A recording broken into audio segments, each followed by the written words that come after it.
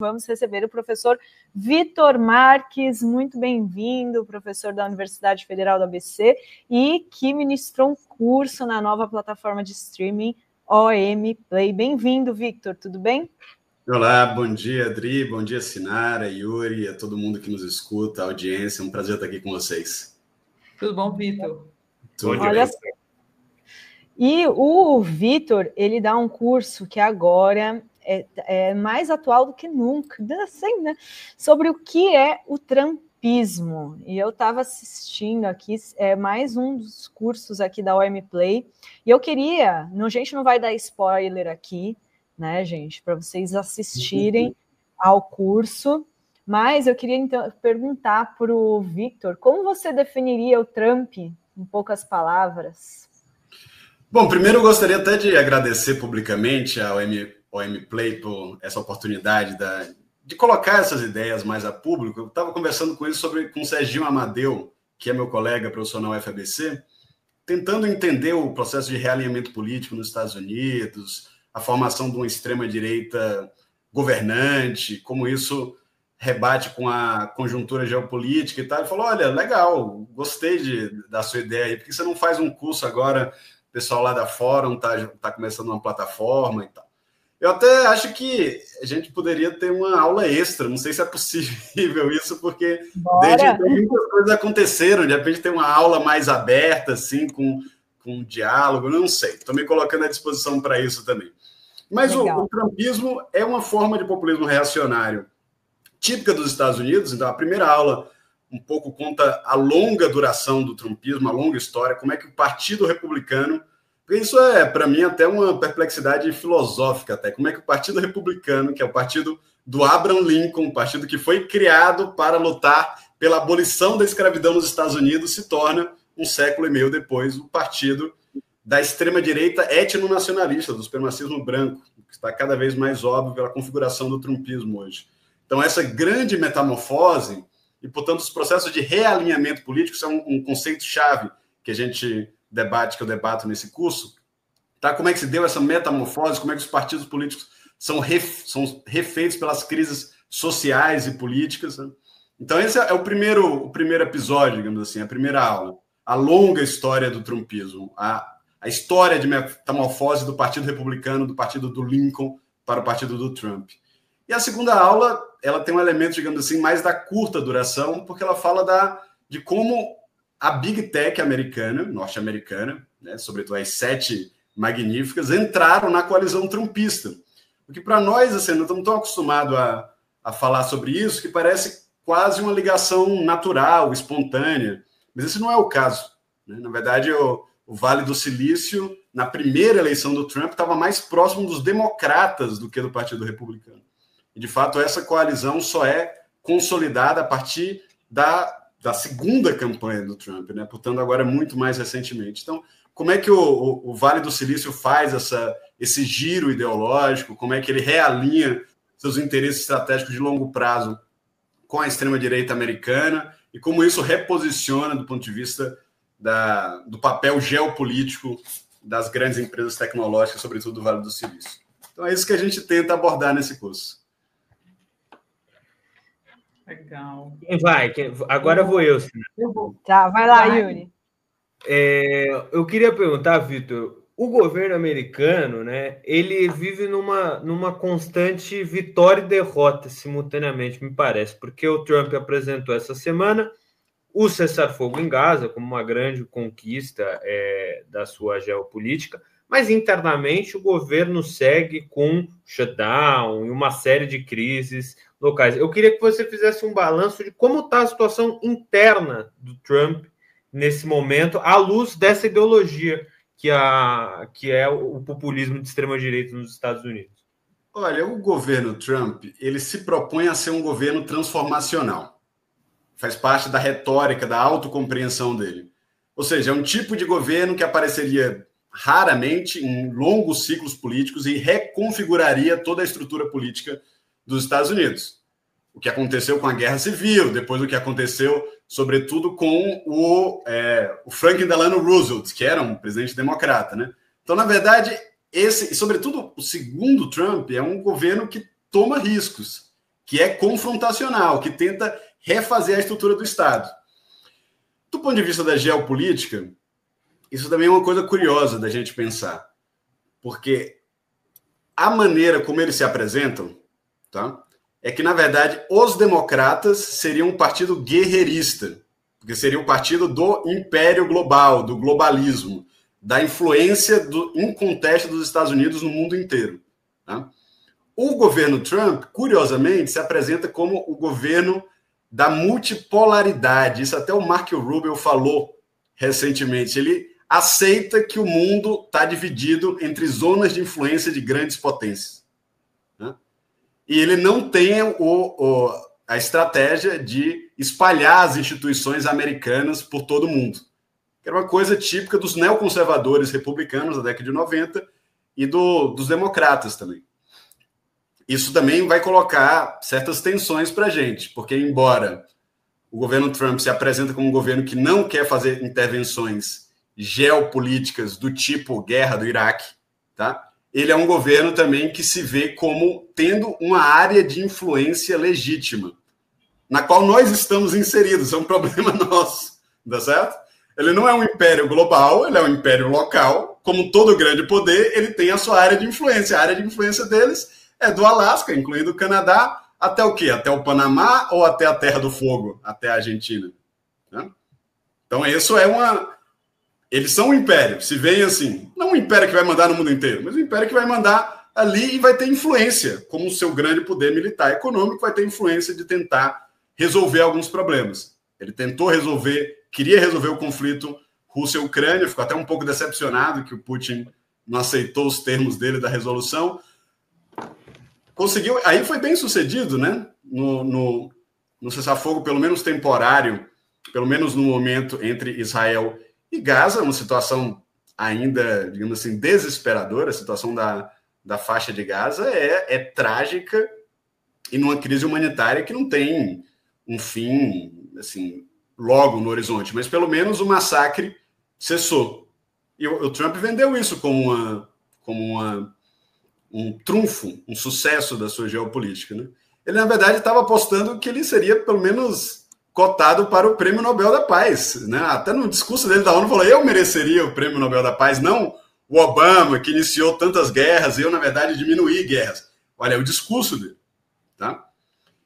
E, no entanto, isso também é uma coisa que me traz uma certa preocupação, porque o Prêmio Nobel da Paz foi dado a Maria Corina Machado, que, independente da sua opinião, da opinião que você possa ter sobre a situação, o regime da Venezuela, é alguém que está defendendo abertamente a mudança de regime na Venezuela, inclusive a intervenção externa dos Estados Unidos para resolver a situação venezuelana.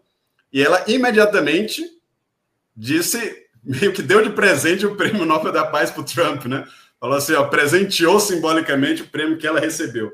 Então, até me levanta uma certa preocupação se esse prêmio Nobel não é um processo que envolve aí um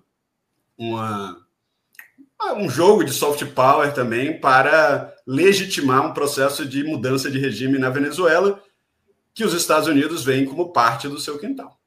Né?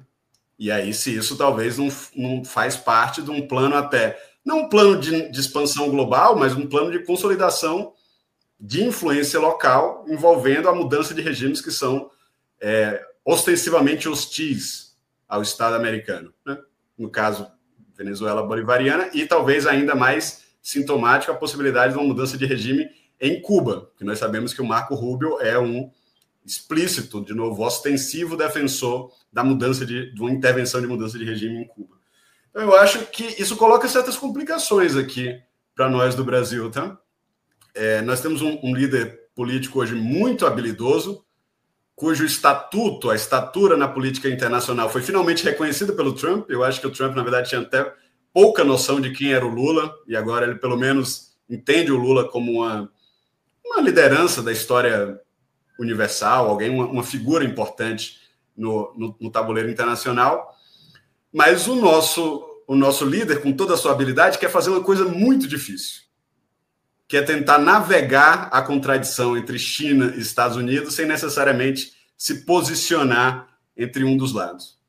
E talvez essa seja uma opção que os próprios Estados Unidos não vai topar negociar. Ou você vem para o nosso lado, tá certo? Compõe a nossa aliança, ou você fica com os chineses. Eu acho que em algum momento talvez o Trump aponte isso para o Lula, e habilidade o Lula tem de sobra, mas navegar esse estreito turbulento e tumultuoso, eu não sei se é possível apenas na base do charme, do carisma.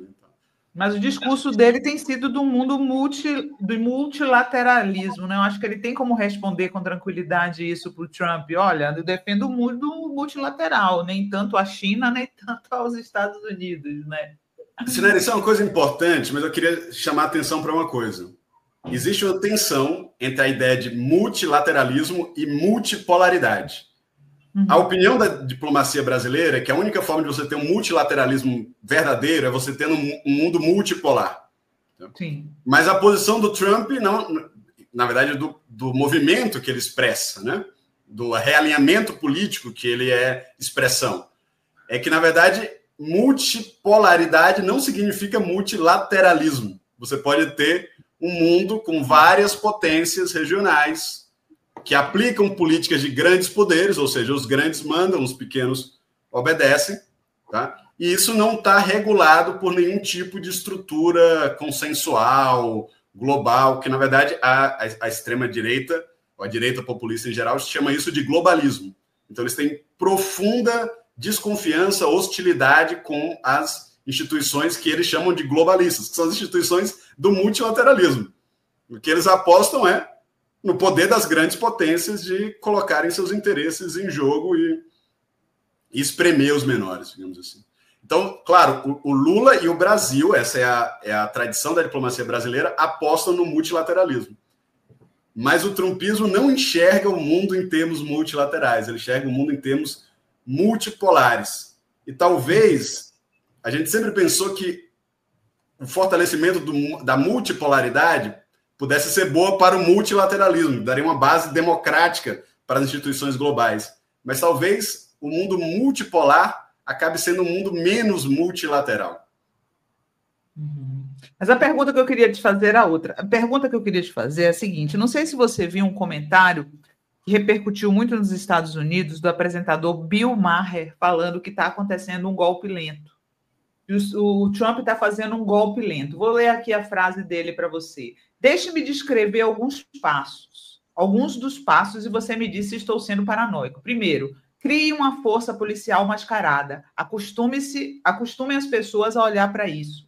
Normalize o sequestro de pessoas na rua. Acostume as pessoas a olhar para isso. Normalize a visão da Guarda Nacional e de militares nas ruas. Né? Que é exatamente o que o Trump está fazendo. Né? Ele está normalizando essa militarização em Chicago, em Washington. O ICE se comporta como uma Gestapo. Você acha que existe mesmo essa possibilidade de um golpe acontecendo em slow motion nos Estados Unidos hoje? Não. O plano é o desmantelamento da democracia liberal, mas esse plano não está às escuras. Vocês mesmo mencionaram aqui, antes de entrar, né, o projeto 2025, isso daí foi discutido publicamente pelos think tanks conservadores. Esse é o projeto do Trump. Tá? O populismo reacionário não acredita na democracia liberal. Aliás, também, vamos também ser sinceros, a democracia liberal está em um mau momento no mundo. Está numa espécie de, eu poderia chamar de uma recessão da democracia liberal. O que eu estou chamando de democracia liberal é a separação de poderes, né? O check and balances, né? A alternância de poder, digamos assim, o esqueleto formal dessas instituições que funcionam na normalidade democrática. E o fenômeno da autocracia, ou de governos que são democraticamente eleitos, mas se tornam progressivamente mais autoritários, isso é um fenômeno de natureza global. Está acontecendo na Índia, está acontecendo na Rússia, está acontecendo na Turquia, está acontecendo na Venezuela, na Nicarágua, em El Salvador. Na direita ou esquerda, tanto faz. A democracia liberal, o caráter liberal da democracia tem ficado mais frágil no mundo. Os regimes estão ficando tendem a uma situação de fechamento, digamos assim, de menos porosidade, de menos normalidade democrática que a gente estava acostumado ali na década de 90, nos anos 2000. Acho que isso é um resultado da própria crise de 2008. É uma reconfiguração da institucionalidade democrática. A democracia liberal perde peso no mundo inteiro. Nos Estados Unidos, o plano declarado da direita populista é desmontar a democracia liberal. Aliás, uma parte dessa direita sonha que o Trump tenha coragem de ser uma espécie de novo César, tá certo? Ou seja, isso é a reedição de um fenômeno histórico que até o Marx discutia no 18 de Brumário, tá? Do cesarismo, de um poder executivo que se impõe para resolver um momento de crise nacional. Tá? Então, tem um setor da direita americana que sonha que o Trump seria o César, digamos assim, para acabar com a república, estabelecer um poder executivo forte e resolver a crise política, a crise migratória, a crise... Enfim, a ideia é de que as instituições republicanas estariam decadentes e é necessário um homem forte à frente de um executivo forte para dar conta da situação. Então, isso é mais ou menos público em vários setores do trumpismo. Deixa eu só falar uma anedota que eu acho que ilustra um pouco isso, né? O Trump, no primeiro mandato, tinha um assessor, o Stephen Miller, tá? Que tinha uma política migratória duríssima. Tá? O Trump até um momento comentou assim com outro assessor, olha, se dependesse do Stephen Miller, só tinha 100 milhões de pessoas nos Estados Unidos, ele mandava o resto tudo embora, tudo que era imigrante, prendia tudo, mandava para fora. Tá? Aí, recentemente, o Trump estava lá fazendo um discurso e o Stephen Miller estava na plateia, ele não trabalha mais na Casa Branca. Tá? Aí ele fala assim, o Stephen Miller está aí, um grande patriota e tal. Ele devia lá se encontrar comigo para falar os seus verdadeiros sentimentos. Aí ele faz uma piada, né? Talvez não os seus mais verdadeiros sentimentos. Isso daí seria demais. Os mais verdadeiros sentimentos do Stephen Miller não podem ser falados publicamente, são inconfessáveis. Que é fechamento de regime, digamos assim. É uma versão do fascismo. A gente pode chamar... Eu acho que às vezes é uma disputa semântica. Chama de fascismo ou não chama de fascismo, mas o fascismo é um tipo de populismo reacionário, digamos assim. Até se você quiser usar uma linguagem mais marxista, o fascismo é um tipo de bonapartismo. O trumpismo é uma versão disso para o século XXI, num outro contexto de composição de classe, numa outra estrutura, né, econômica do capitalismo. As formas políticas vão se moldando, digamos assim, as condições objetivas cambiantes. Mas ele é um fenômeno do mesmo tipo. Muito bem. Olha só, e a gente já tivemos uma aula aqui com o Vitor, e eu quero, antes de liberar, quero agradecer muito, Vitor, quero convidar você, que ainda não é assinante da OM Play, a nova plataforma de streaming, com diversos conteúdos, entre eles o que é o trumpismo, curso do Vitor Marques, o professor Vitor, e tem, Vitor, você já deve ter dado uma olhada aqui, mas quem ainda não é assinante, gente, tem cursos de vários pensadores, Paulo Freire, Freud, e de temas como o trumpismo e, por exemplo, a economia política da Revolução Digital, com Ladislau Dalbor, Paulo Freire com Daniel Cara, só com professores renomados. Então, bora assinar, fazer parte da OM Play, a nova plataforma progressista de conhecimento, e que é uma parceria da revista Fórum, vários veículos progressistas também são parceiros nessa nova plataforma que está sendo um sucesso aí, muita gente assinando, curtindo os conteúdos e se formando, né? É tão importante o conhecimento nesse mundo de hoje de TikTok, né? Vamos sair das redes e vamos usar o nosso tempo para se informar com os cursos da OM Play. E é R$ 39,90, você tem acesso a todo o acervo, todo o catálogo, todos os conteúdos da OM Play. Então é isso, Vitor, muito obrigada, vou te chamar mais vezes aí, porque a gente vai falar muito ainda de Trump, de muitas coisas aqui. Muito obrigada, então, viu? Perfeito, eu que agradeço, Dri, obrigado, Sinara, Yuri, todo mundo que nos escuta, um prazer estar aqui, e me chamem mais que eu estou à disposição para a gente debater, para a gente pensar, né? Na verdade, eu sou um professor de filosofia, então a minha preocupação é formular as coisas no pensamento. Legal. Obrigada, Vitor. Tchau, tchau. Um abraço, Vitor. Muito obrigado.